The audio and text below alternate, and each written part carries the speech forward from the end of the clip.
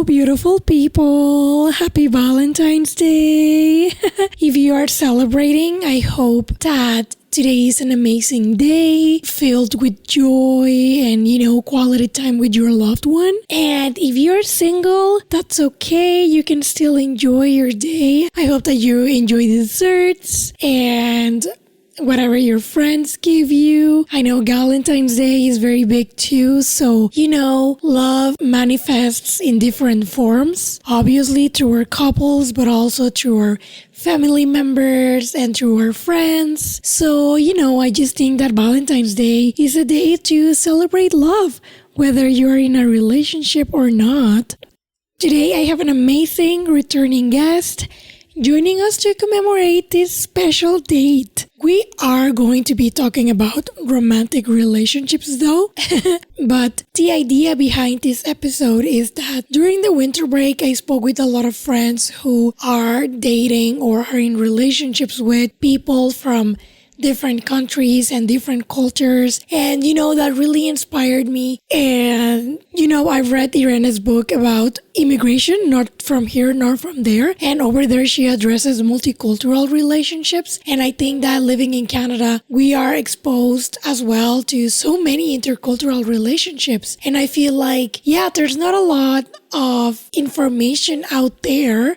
I mean, I knew about Irene's book, so that's why I decided to ask her to come back to the podcast to talk to us about intercultural relationships. So, Irene del Valle is a multicultural counselor, integrative therapist, and relationships and couples specialist. And on this episode, she and I chatted about the benefits, challenges, and opportunities that bloom in intercultural romantic relationships in our 20s or at any age. Some of the topics that we discussed in this episode are how we can communicate better with our partner, conflict resolution between different cultures, cultural sensitivity, and facing family expectations, and much, much more. So if you are in an intercultural relationship, I hope that this episode is beneficial for you and for your honey. And feel free to share it with your loved ones who may also be in intercultural relationships. Project 25 was born out of the obsession that we have with figuring things out. Being a 25-year-old or a 20-something is a lot. It's fun and exciting, but also confusing and weird. It's an age where we realize that maybe the goals we had for ourselves weren't really ours to begin with, an age of tons of learning and unlearning, and an age of frequently asking ourselves, what am I doing with my life? And that leaves us with a lot of uncertainty. I'm Andrea Juarez, and I created this project when I hit my quarter-life crisis. Looking for answers, I decided to ask my family members, friends, and people I admire about their experiences being 25, what has changed, what they've learned, and their advice for the new generation of 20-somethings.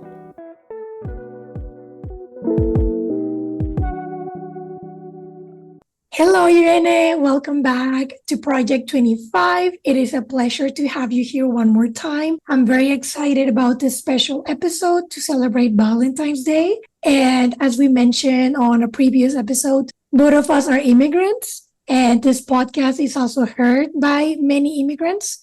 In fact, I have friends and family members in Mexico and Canada who have been in romantic relationships with or married their significant others who are from another country.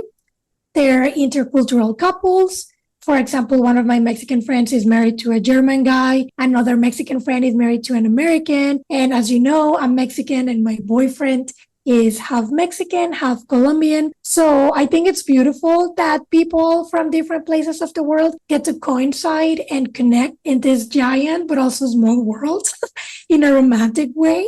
So, they found the love of their lives in a place they never imagined. And this is me romanticizing at 100%. But that's why I wanted to focus on intercultural couples, international love, like the Pitbull song, and everything that it entails.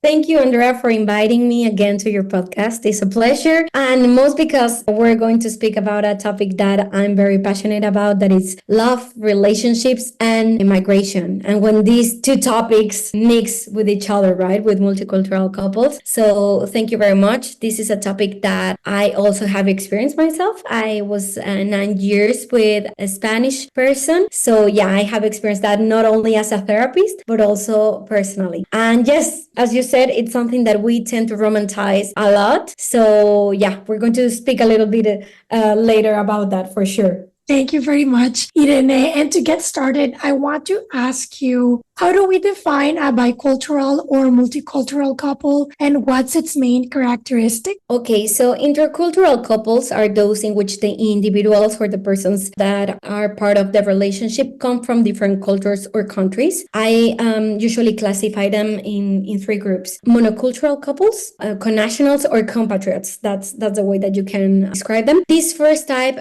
they're from the same nationality and culture, and they can migrate together to another country, or sometimes they're from the same country and get to know each other abroad after migrating. And they're intercultural couples because they navigate between the original culture and the culture of the country to which they migrated. Also, we have the bicultural couples where each person comes from a different country and they live in the country of one of the two. So they have the culture of the person who migrated and the other of the local or native partner. And also, we have the multicultural couples where each part of the couple, each person comes from different cultures and they live in a third country. So both bring their own cultures into the equation and they navigate in a third or neutral culture. This scenario sometimes involves more than three cultures when they come from multicultural families. This means, for example, that they came from migrant parents. So we can have 4, 5, 6 cultures in the equation. And I think it's very important to talk about intercultural couples because they're becoming more common due to the fact that it's easier to travel, to study abroad, to work abroad, and also because all the technology and the apps to get to know people from very different parts of the world. Thank you very much, Irene. Yeah, like we were talking in the Spanish version about the Tinder passport during COVID. So like I had friends in Mexico who were like, like looking for love in like Canada or Europe or the Caribbean, which is like you said, right? Technology, like it opens many doors. And yeah, thank you very much for educating us into different types of couples. Yeah, like globalization is at an all-time high. And as I was commenting at the start of the episode, a lot of my friends, including myself, fit into the bicultural or multicultural classification. And even though it's lovely to learn about new cultures and traditions, there can also be a lot of differences of perspectives, communication, ideas, and vulnerability in these kinds of relationships, given the distinct backgrounds. So I wanted to ask you, how can we navigate cultural differences in these relationships? Okay, so well, the main thing I think it's making peace with our differences and stop seeing the differences as a problem and start seeing them as an opportunity for personal growth and existential expansion. If we look at the difference between us not as something that separates us, but as what allowed us to grow and expand individually and as a couple, and we shift from seeing it as a challenge to seeing it as an opportunity to complement each other, not to complete each other, that will make us relate differently with the differences. Differences will stop being a problem and will start to be an opportunity. And for that, we have to understand rationally and above all accept emotionally that what it is normal for you doesn't need to be normal for me, and that's okay, and that we're okay, and nothing bad is going to happen if we are different. This helps us to understand that both realities are valid and have their strengths and shortcomings and stop feeling in danger, right, because of that. So that's important. I think also that developing curiosity and stop talking in a way that I try to convince you from my reality, my point of view, and start talking more to understand you, to have this curious perspective, vision, and get to know who you truly are instead of trying to make you fit on what I want. That I think it's very, very important to remember. Another thing that is very, very helpful is developing compassion and empathy. When we remember that all of us, we are imperfect human beings seeking love and feeling free of pain, we can start seeing each other not as, for example, my boyfriend, my partner, my husband, and I can start seeing you as a human being that is seeking the same things as me in life: connection, acceptance, emotional security. And this helps a lot to break the barriers of you're German, you're Chinese, you're Japanese, you're Mexican. No, you're a human being. So when I remember that and I see you not as my boyfriend, my husband, something of that I can possess, it helps me to understand you as a human being. And that's beautiful. Yes. Of course, when we talk about differences, we need to talk about respect, right? Because you cannot be with someone if you don't respect them. So it is very, very, very important to being able to be myself with you, and that you can be yourself with me despite our differences, that you feel safe enough to be yourself. That's very important. And it's a way to take care of our love. I think that there's no love without respect. I think also that we need to remember that it is not our role to change the other person, especially when someone is from another culture or country. I don't have to change you. I have to learn from you. That's the thing. You are you. Your culture is as valid as mine, and I don't need to change who you are. I need to learn from you. You are a teacher in my life. That's the way that we can switch also when we are in front of a difference, instead of like getting in panic and saying like, oh my God, we do not connect on this. No, but you can learn from this. That's very important. And also, Andrea, I think that openness and flexibility to what is different and to other realities, being flexible, I think that as long it doesn't touch my non-negotiables in life, and non-negotiables, I mean these things that if I compromise would go against who I am, my values, my essence, my well-being, and my purpose of life. If your difference don't touch or puts in danger my non-negotiables, let's keep open. Let's be flexible. That's very important. Yeah, as long as it's not like a non-negotiable, then you can live with that, right? Yeah, I loved everything that you said, Irene, especially saying that these relationships should complement us, not complete us, which is also a thought from the romantic love, but also the fact that all realities are valid, and how at the end of the day, no matter our nationality, language, or like differences, we're all human beings who look for the same thing. Yeah, I was like, that is so beautiful. And talking about beautiful things, I'd like you to tell us, what are the advantages and benefits of bicultural or multicultural relationships? Well, in general, being with someone from another culture broadens our minds and our perspective in life. It takes us out of the comfort zone, out of the familiar, and shows us alternative ways for everything, for being a couple, living, speaking, expressing affection, routines, everything, right? I think that being with someone is a great gift if we see the possibility of learning other ways of doing things or responding to the events in our lives. Another benefit is being able to learn a language, having a 24/7 teacher. Also getting to know the country of that person, not as a tourist, but as a local, because that's an opportunity that we have when we're with someone from another country. Also, another advantage is that by knowing we are from different countries, I think that intercultural couples often tend to clarify a lot more than couples from the same culture that don't migrate. For example, I can see that they ask between each other like, this is how it works in my country, how it works in yours, or this is how I learn it in my culture, how it's in yours. So that helps a lot, right? This is great because I'm not imposing, and I'm asking from my curiosity and to check to know that you understand, or that we are in like getting the same idea. And when I don't assume that you want to respect the same, or that you will do what is familiar to me, or that our realities are the same, it's an ability to confirm and to get to know each other better, something that many couples from the same culture don't do that much because they tend to assume that they are the same and they want the same. So in general, being with someone from another culture adds this richness and also this reminder of we are not the same. So let's check if we are getting the same message. Yeah, I love that. And I love that. Yeah, like that you don't assume and you clarify things. Like, there's a phrase that's assuming makes an ass out of you and me. Like that's something that is said in the English language, which I've learned the hard way. But yeah, like that reminded me of a personal story I was telling you where my boyfriend and I started going on dates frequently, but like we were exclusive, but he had never asked, like, do you want to be my girlfriend? Like it is done in Mexico. So I told him, like, you have to, like, yeah, he already saw me as his girlfriend. And I was like, well, yes, like we are exclusive, but I didn't know that I was with your girlfriend. Am I your girlfriend? Like you have to ask me in order to make the relationship 100% official.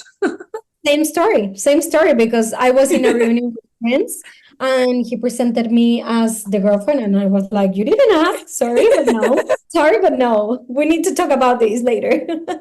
And yeah, he at the end did it the Mexican way because I explained it was important for me, right? And here in Europe, they do that very often. Like one day they just assume they are boyfriend and girlfriend. What I really don't get is how do they match these assumptions, you know? But well, yeah, it happens to a lot of people. I know similar stories as yours and mine. Yeah, especially, like with the cardboard sign, like, do you want to be there? Like that meme. But yes, all the girlies who are listening to that, you're not alone. So, Irene, we've chatted about the benefits of the intercultural couples.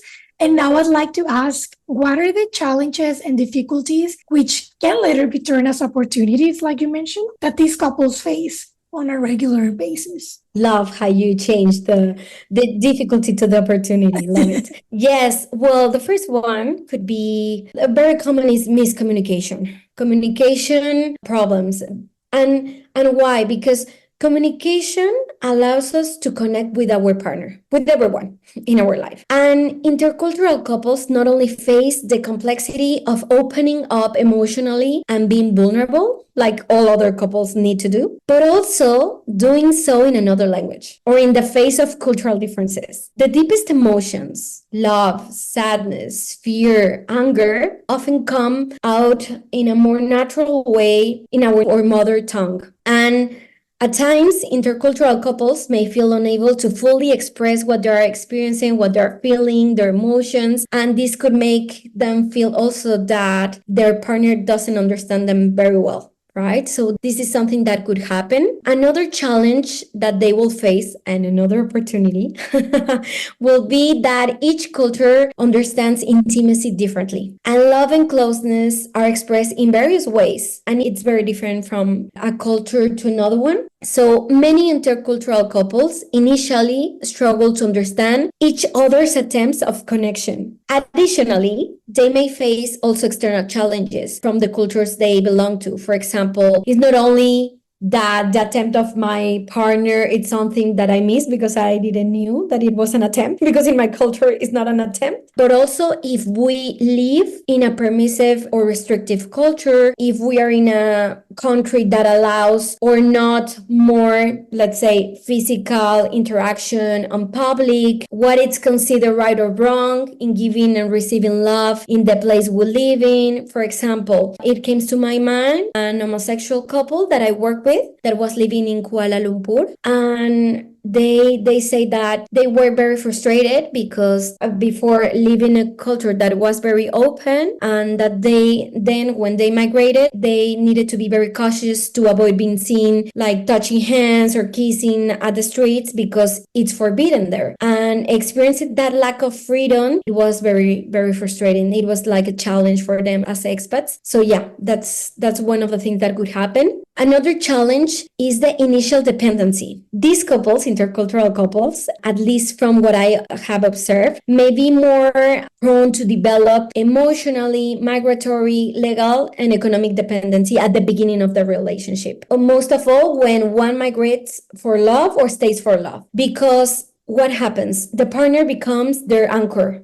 in that country without a job, or in the process of searching for one, starting zero, they may become at the beginning economically dependent, right? Or also their immigration status can also be tied to living together with that person or getting married, right? And this could feel as, I need you. I need you to be here. I need you to satisfy my basic needs. I need you to pay rent. And this could make them feel unprotected, lacking autonomy, and very vulnerable. The goal in these couples is that they transcend this initial dependency, and that step by step and day by day, the expat member of the relationship recovered their autonomy, and then we can balance again how we share power and responsibility inside the relationship. At the beginning is common. Another thing that happens also, another dynamic that I've noticed in the people that I have seen in therapy, is a sense of imbalance and inequity. A feeling of, I sacrificed myself for you. I sacrificed my life. I was the one that came for you here or stayed for love, and I left everything behind. My family, my material things, my friends, everything, right? And this creates an unpayable debt because, like your partner cannot truly fulfill everything in your life. It's not his or her responsibility, right? So at the beginning, this sensation of sacrifice puts a lot of weight on the relationship. In most intercultural couples also, at least one of them, I say at least because sometimes both of them migrate to a third country, as we say at the beginning, but they experience psychological process related migration. We talk about it in the first podcast that we made about all the emotions that we experience, the grief, the self-reconstruction process, etc. And imagine, Andrea, needing to reconstruct yourself in another country, the challenge that it's that in our life, and also at the same time building a relationship. So it's two very important and complex process at the same time, right? Yeah, that's hard. Yeah, super hard. You're constructing a relationship that requires a lot of work, a lot of vulnerability, that it triggers you for sure many things, and also reconstructing yourself. So two very complex process. And we need to remember that if we are not in a good place, emotionally speaking, of course, it's going to be very difficult to be with someone else. So at the beginning is reminding that we will need a period to reconstruct yourself or reconstruct ourselves, and this can put a little bit of stress in the relationship, okay? Because we have the discomfort that is generated by our migratory process or your migratory process, and being able to separate that frustration, those emotions, from the relationship and the partner. That's very important to say, okay, this is the migration, this is the adaptation process, this is the grief, this is all of this, and this is us. When we separate that, the couples see that one part of it, it's a process, that it requires time, and that it's temporary, and that it's going to little by little evolve. And the other part, it's them, right, as a relationship. Also, intercultural couples struggle when they tend to impose their cultures and realities. And it's something that when they, instead of integrating and accepting the partner's ways, realities, they try to impose. Of course, that's an endless battle. And it's very tired and very, it drains energy, right? In intercultural relationships, it's crucial to honor who your partner is and the culture they came from. And it's very, very important to allow both partners to be themselves and to preserve their cultures. I don't have to change you. I have to learn about you. And instead of like getting into this battle of my culture versus your culture, it's my culture plus your culture. It's an addition. And well, another thing that comes to my mind, Andrea, I don't know if I'm talking too much, but it comes a lot of things to my mind. No, don't worry. We're here to hear you. Is that many of these relationships start as a long distance relationship, or many multicultural relationships keep periods apart during the relationship because they go to visit their families, they separate for a month, 2 months on holidays. We keep having sometimes these periods apart. And this fact is, at the beginning, they meet in these limited circumstances, on vacations, on short stays, in neutral locations. And this makes that couples idealize these encounters, right? they believe that the dynamic that they construct in these 2 weeks, 3 weeks on another country, on in our holidays on Tulum, on Thailand, it's going to be the real dynamic, and that the person is that person always, like she's always or he's always happy. They are not stressed. But when they're together in real life, 24/7, of course, several things happen. It like the dynamic changes because the transitions tends to be more drastic and abrupt. For example, intercultural couples, they pass from going and seeing each other for a few days or months to living together sometimes. And this could be like very stressful transition. Some of them even take the step of marrying for paperwork and visa, and this adds more pressure, right? It's not like more soft as, for example, couples that live in the same place, are not from the same place, that they take step by step. They don't have this hurry. They don't take, maybe they have this pressure of like marrying for the visa, right? So this puts pressure on the relationship. And also, they know each other in ideal situations. And when they get into the same country and into the same place, of course, they get to know these other faces of their partners, right? When they're stressed, when they're tired, in a daily routine, without a work, paying bills. Of course, we get to know another side, right? Yeah, it's no longer the honeymoon phase. Exactly. So this view that we have, as you said, this ideal, right, romanticized view of our partner, it breaks. And we get to know this real you and this real me, right? And we get to construct a real dynamic. So this could be a challenge too. Also, the last thing that comes to my mind is that when we migrate in the name of love, we often forget to make agreements and set conditions. I think that intercultural couples focus more on overcoming the distance. They forget to talk about what this change is going to symbolize and what it's going to require, and they focus on just like being together. And I think that romantic migration assumes that everything will flow smoothly once we finally live in the same place and in the same country. And when migration happens this way, people often feel betrayed and feel like, okay, like this is not what I asked for, right? So conscious migration for intercultural couples is remembering that this is another step that allowed us to know each other in a more realistically way, but that we are going to get to know our differences. Also, I think that migrating for love requires remembering to have our own individual project, not only migrating for being together. It's important to set another things that we want to do or experience in that country. So not all the pressure it's on the relationship and on our partner. It's very important to avoid making the decision only for the person, because that's when a lot of pressure is put on the name of love. And we need to remember that all of us, it's not only all these things that I mentioned, but everyone in life, we carry our emotional baggages. So we need to add our early wounds, relational patterns, learned behaviors, attachment styles, etc. So imagine. Yeah, that's definitely a lot. But thank you very much, Irene. I didn't want to scare anybody. Sorry, I know that it was much challenges. Just know it's coming. That way you're more prepared.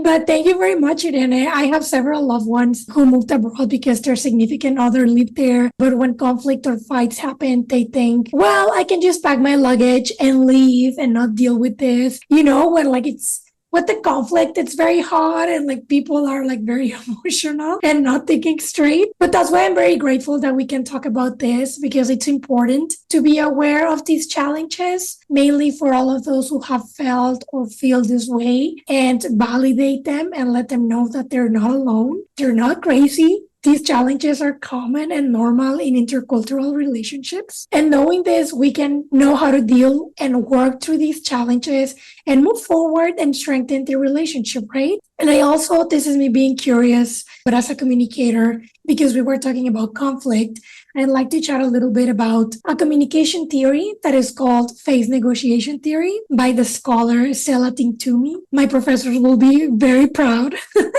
So Stella talks about how cultural differences influence conflict management between people whom she characterizes as being from an individualistic culture. such as the United States, Switzerland, Germany, Scandinavian countries, compared to people who come from collectivistic culture, such as countries in Asia, Africa, the Middle East, and Latin America. So her theory says that during a conflict, to keep their reputation or status, to save face, people from a collectivistic culture usually avoid conflicts or try to approach the situation where both people in the conflict can win and try like to soothe things. Like for me, I come from collectivistic culture. So like I like harmony. I don't like conflict. So it's like I want to do damage control as much as possible.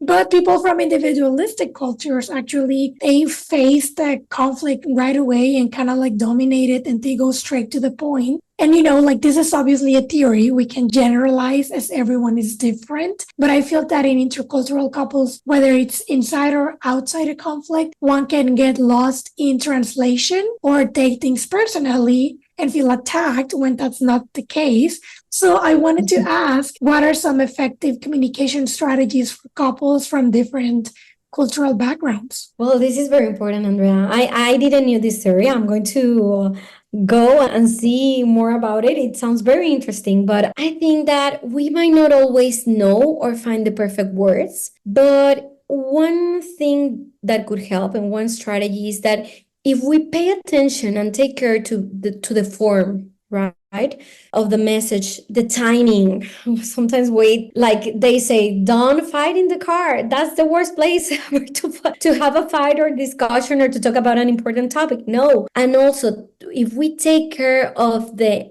intention, right, and we specify the intention that we have from saying something, that transcends language differences. Again, take care of the form, timing, and intention. When I say, this is one thing that I work a lot with my patients is when we need to talk about something difficult, to set a boundary, to talk about something that maybe that could create a fight or a conflict, start with intention. When you said, I give you an example, I want to tell you something because I think if that we talk about this, we can minimize our discussions or we can understand each other better. When I start with that intention that is positive, I can send something else and it's going to be better received than if I don't say the intention. If I only say, I didn't like the way that you did.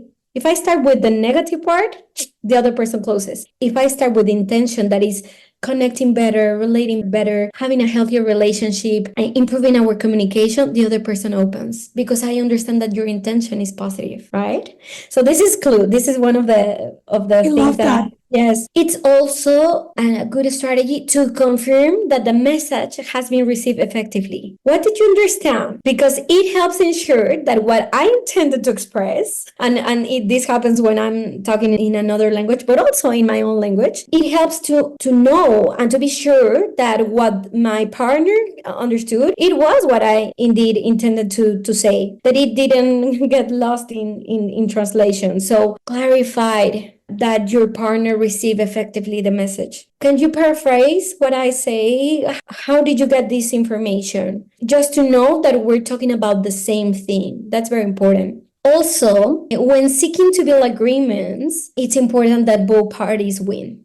It needs to be a win-win where each one defines their non-negotiables. I also said that the non-negotiables are these things that I could not sacrifice because they're like my essential values, part of who I am. It would mean like sacrificing my well-being or my purpose of life. So yes, like to define my non-negotiables, but my flexible area needs to be bigger, right? And not everything could be like a non-negotiable. So it's when building an agreement saying, okay, these are my non-negotiables and explaining why these are my non-negotiables, like what it's behind, what emotional need normally. And then when we know which is your non-negotiable and my non-negotiable and which are your flexible areas, we can agree and play with a fair agreement, right? That both of us win. And also never assuming what my partner thinks. What do you feel with this? What do you think? What do you want or need to feel safe? What is something very meaningful from your country or your culture that you want us to take in count into this agreement? These are questions that could help to do a fair agreement, a middle point, to reach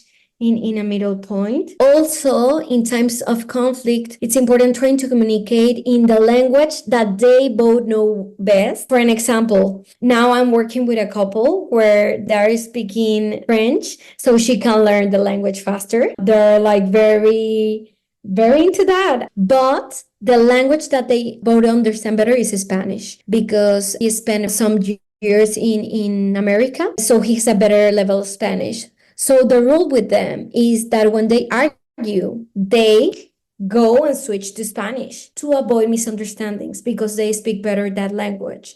Or for example, I have another example, and this happens a lot. I have seen this more than once, that both of them know the languages of the other one. This means they both know Spanish and they both know English. But when arguing, each one expresses their feelings in their own language, I love right? that. Yes. So interesting. Yes. And sometimes I do the sessions in Spanglish. I love that too. Like that will be so interesting to like witness. We start in English and it's like, no, I cannot say this in English. I need to say in Spanish, and we switch. And we do that because they feel they can express better their emotions and their feelings on their own language, right? So this is clue when it's possible to do. When they only know one language, imagine she or he speaks Spanish and he or she Chinese, and the only language that they have as a common is English. Well, argue in English, but when it's possible, try to do it in your own language, or the language that you know better and understand better. Another strategy is remembering that when we talk about something, the goal is not to convince your couple of your reality or impose your reality or the other way. The goal is always to understand your perspective, to understand that you will feel different for sure, and to seek a neutral agreement, because this is a tendency, and I raise my hand because I have done that several times.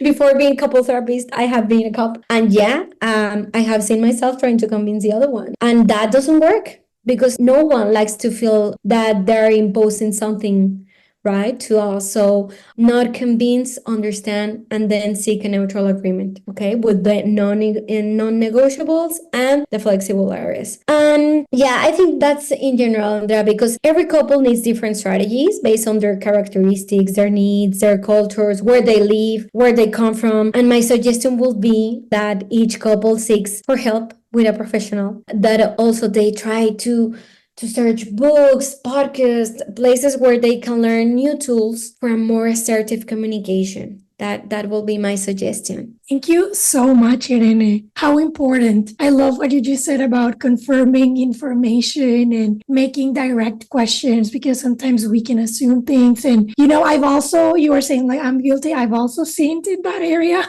I think a lot of people listening. So I also love what you said about understanding your significant other's reality and seeking agreements that work for both. There's also something that I wanted to ask you about, which is family expectations. I've witnessed that in many cultures, the family expects that the significant other of their children is, let's say, from the same nationality or religion as them. And if they aren't, the significant other can feel rejection from the family. So how can these couples handle family expectations that may differ due to cultural differences? Wow, this question could be like a whole podcast, another episode.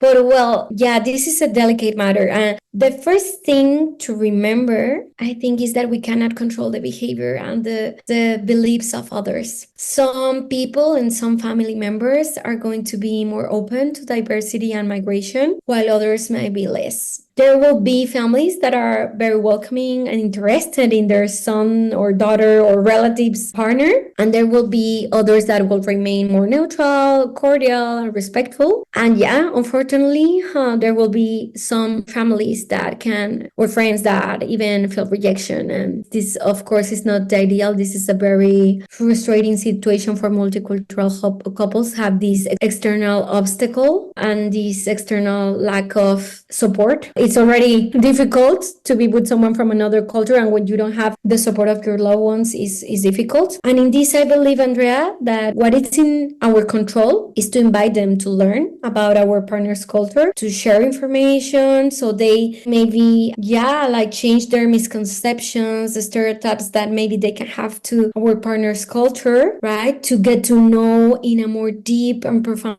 way the customs and traditions of our couple, and to be able maybe to integrate our families in our routine, so they know that it's not as different as you think, to get to know this human part that our partner is behind their, if they're Chinese, Japanese, German, Canadian, etc. But yeah, we need to remember that we can try all these things, but we cannot and we should not force anyone. That's the part. We cannot control others' decisions too. And as I said, it's a delicate matter, and depending on the level of the family's resistance or the friend's resistance, sometimes what a couple needs to work is on setting clear boundaries, and as a couple to have an agreement on how we take care of each other's well-being, how we take care of our relationship, how we create a safe agreement for us. And sometimes it's like, okay, I know it's your family and I cannot ask you to disconnect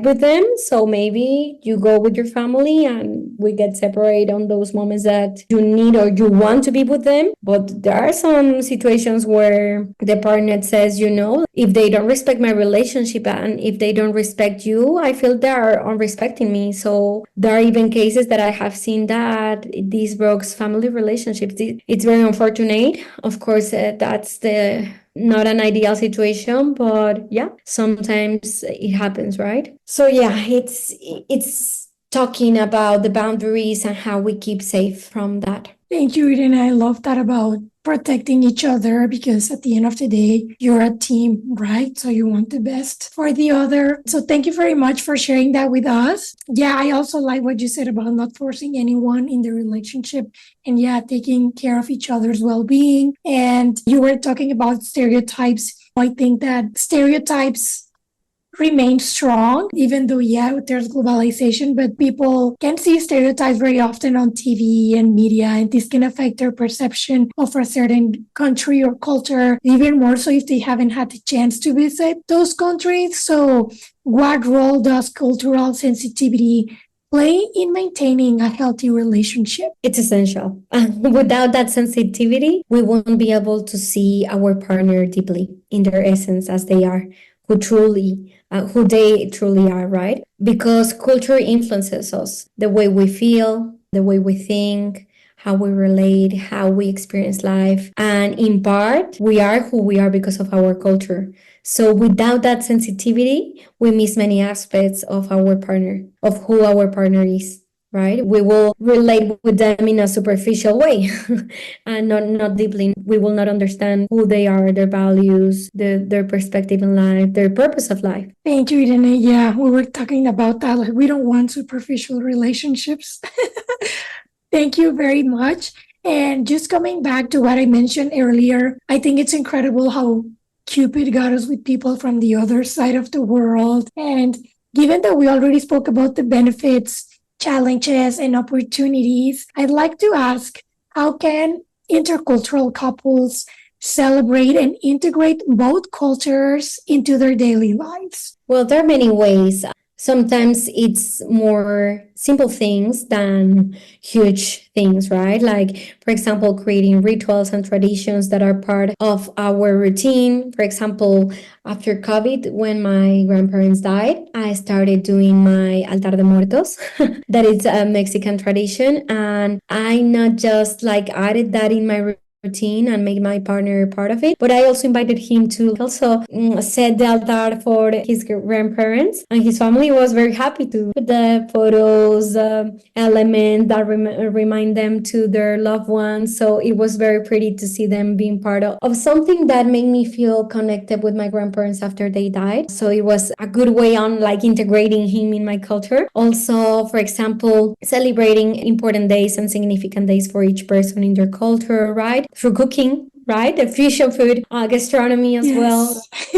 A very daily thing, easy thing to do, but it's a way to integrate you and teach you about how I experience flavors in food, for example, right? There are 1,000 ways, even what we read or the type of programs that we watch, right? It's also a way to incorporate our partner in our culture. You don't have to do big things, right? That's what comes to my mind. Yeah, thank you. And I'm glad that I asked about like into the daily lives because, also kind of like to keep the flame going. Sometimes we get caught up in our routines. So having something like, I don't know, in a regular day and learn a little bit about your partner's culture and just kind of like, make it special. But it doesn't have to be this huge, grandiose thing. So thank you very much, Irene. And I love the rituals and traditions. And I want to thank you for all the valuable information. I'd even say that it's empowering. And my therapist says that it's hard to deal with something if you don't know what it is or like how to identify it. So I think that this interview has been incredibly helpful to have more clarity, especially all that an intercultural relationship entails. So to wrap up, where can people find more of your work to learn more information about this topic? Well, first of all, thank you for inviting me again. It was a pleasure. I'm feeling more comfort on like speaking in a podcast English. I do it in my sessions, but like the fact of being, like recording this, the first time I was very anxious, but I feel very comfortable. So thank you, Andrea, for making me also like work on my fears and insecurities. I got you. It was empowering for me too. And yeah, what your therapist says is true. When we know how to name something, when we understand it's a natural process of something, it makes a relief on us, right? It's part of the relief of healing the frustration. So yeah, I hope that everyone that hears this podcast gets something from this. And well, how you can learn more information about multicultural couples on my YouTube channel. We will add this podcast too. I have a playlist for multicultural couples. Many of the videos for now are in Spanish. I have like 2 or 3 in English, but we are going to start adding more. Thanks to Andrea. No, you also have now my book available in English since the end of last year. Not from here, nor from there. And there you have a huge chapter about this topic, about multicultural couples, intercultural couples, their challenges, their advantages, and some tools to deal with these differences. And I need to say that now I'm writing my second book that is totally focused on intercultural couples. When it's ready, for sure, I'm going to let you know, Andrea, and we can talk about it. And I'm very excited because I want to be more like a workbook with strategies, tools, questions, so couples can write the other part of the book, that they wrote their own book, their own, not end, because a relationship is something that doesn't have a happy ending. It has a happy road. We keep walking together on it through all the time that it's alive. So yeah, that's the idea. I'm very excited. And also you have my social media accounts. I have 3, Mentes en Equilibrio, Amar Sanamente y Psicología para el Corazón. In the last 2, Amar Sanamente y Psicología para el Corazón, they are focused on couples and love relationships, conscious relationships, healthy relationships. So yeah, you can find more information there. And also, I created last year a workshop, an online workshop for couples called Learn to Live Together. It's in Spanish, but with English subtitles. The workbooks are available on English and Spanish. And it has many of the strategies that me and my colleague, Judy de la Serna, that we use with the couples we work. And the idea is that the couples learn all these strategies to communicate better, to be able to do better agreements, and to create their own culture and to connect emotionally. So yeah, you have that in our webpage, psicologiaparaelcorazon.com. I'll include all the links in the episode description. Yes. So you can find it there. And we hope to do something soon for intercultural couples. But in this workshop, you can find a lot of things because we focus on couples that move together, that give this first step as many multicultural couples do. So yeah, you have a lot of information there. Perfect. I will make sure to include everything on the episode description so people can go and learn more. And, hopefully these strategies and like workshops make this the road even happier. I love what you said, that it's not a happy ending, it's a happy road. It's very true. So thank you a million, Irene. It's always a pleasure to have you here. Thank you for providing all of this amazing information, but also providing examples and even like share a little bit about your personal experience. So thank you so much. I'm very happy. Oh, thank you, Andrea. It's a pleasure. Anytime you invite me, I will be here. Thank you very much, Irene. If you like this episode and would like to learn more, just so you know, this Valentine's Day, you can treat your significant other and enjoy 20% off in the course Learning to Live Together, an online in-demand workshop for couples who have decided to move in together and how to navigate this step consciously. It's the perfect gift that will allow you to discover more about your relationship. In this workshop, Irene and her colleague Judith de la Serna designed strategies and tools so couples can reflect and define whether you're walking towards the same direction, how your patterns and learnings are impacting your relationship, how to address daily habits and manage time together and alone, as well as how to nurture your relationship so you can enjoy it in the long term. The course is in Spanish but has English subtitles and also has workbooks in both English and Spanish. I will leave the affiliate link in the episode description so you can enjoy 20% off. Thank you very much for listening. If you'd like to support this show, you can share this episode with your friends, community, or with someone who may benefit from this conversation. You can also rate the show and leave a review and follow it on Instagram at project25.podcast. This is a one-woman show, so if you feel like donating as another way to support, you can go to paypal.me/project25podcast. And finally, if you'd like to share your story or know someone who does, feel free to email me at andrea.project25@gmail.com. You can also send me your comments and suggestions in case you want to see someone you like here. And that's all from me. Bye-bye!